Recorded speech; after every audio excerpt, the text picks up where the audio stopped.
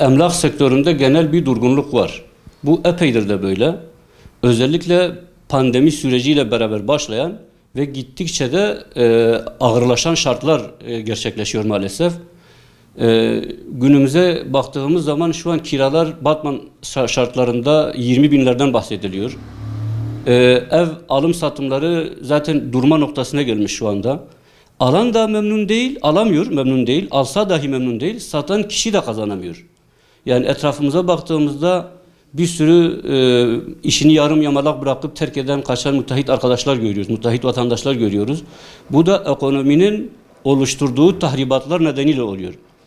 Örneğin hükümetimizin şu an uygulamış olduğu yüksek faiz politikası, ayrıyeten piyasaların çok dalgalı ve öngörülemez oluşu, yani yarın sabah insanların uyanırken neyle karşılaşacakları belli değil. Altın bir günde 300 TL değer kaybediyor, 300 TL değer kazanıyor. Ciddi bir güvensizlik, bir öngörülememezlik var.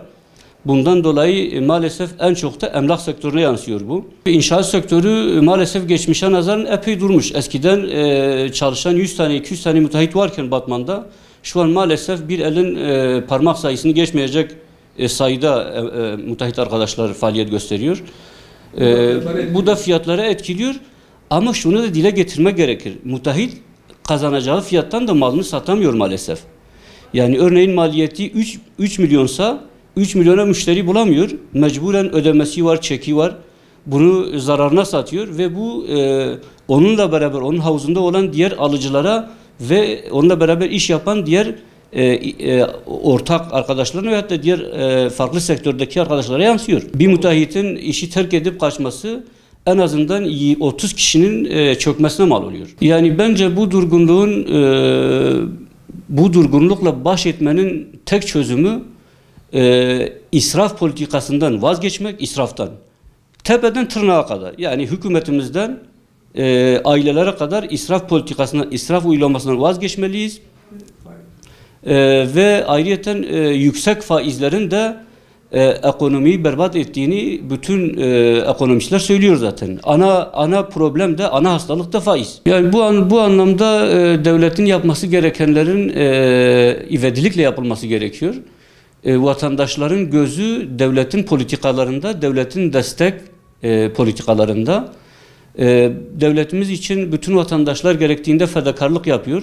Bugün devletin de vatandaşları için elini taşın altına koyması gerektiğini düşünüyoruz. Bu coğrafyada hepimiz beraber yaşıyoruz.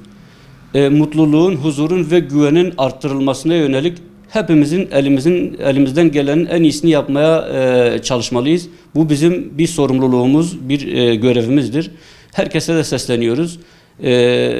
Cumhurbaşkanından hükümete, bakanlara, valiye, yani şehri, ülkeyi yöneten herkesi bu sorumlulukla hareket etmeye davet ediyoruz. Dünyanın temeli zaten ticaretten ziyade emlaktır. Maalesef emlakta düzen olmadıktan sonra hiç kimse faydasını görmez. Yani bir insan eğer bir emlağa el atıyorsa biraz düzgün olmaları lazım ve kendini bilmesi lazım ve millete tatmin edici haktan ziyade bir şey talep etmemeleri lazım.